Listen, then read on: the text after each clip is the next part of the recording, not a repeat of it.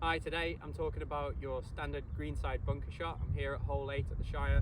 It's got a high face. We're looking for roughly a 10-yard splash shot, and that's going to get you out of most situations that you find on the golf course.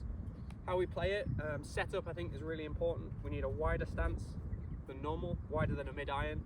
The ball position is going to be left of centre, maybe a ball or two left of centre. That allows you to bottom out towards the middle of your stance, so the low point of your swing in a bunker shot is going to be centered, but we need to hit the sand early, so we're going to enter the sand 2 or 3 inches behind the ball.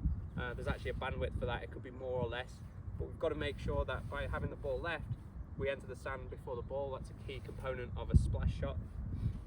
From this angle I would like to stand with my feet, that's my target line. My feet are going to be between 10 and 20 degrees open to the left of target. That just helps me to get some loft. It would be a bad idea to get super open. I've seen that mistake before. Square just makes it difficult to get the height out of these high face bunkers. So 10 or 20 degrees to the left with the club face on or slightly right of the target. That's going to give you some launch and a nice soft landing. So I've got my feet to the left, I've got my ball position left of center. I'm then going to get quite low, feel grounded, dig in with my feet so there's no slipping, lower my center of gravity. Make sure that I have a little bit more weight on my left leg, so I'm leaning into my left leg. That's going to help us to descend into the ball. The key thing you've got to do with this shot is get a steep angle of attack.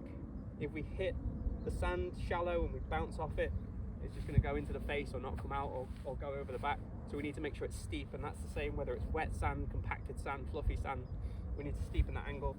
So with the weight on the left and the wide stance helps, and then the crucial thing in the backswing is to get a very steep looking backswing, get the shaft vertical.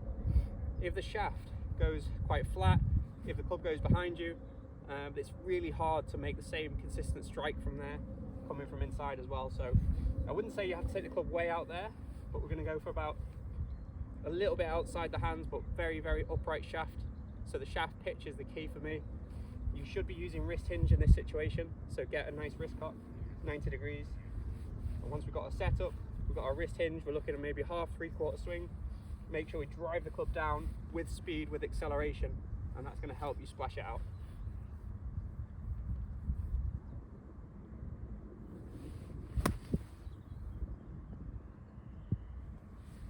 Making sure that you always follow through, keep accelerating to the finish. Deceleration is also a killer for the bunker shots. So try those setup tips and swing tips and see if it helps you get out of the greenside bunkers.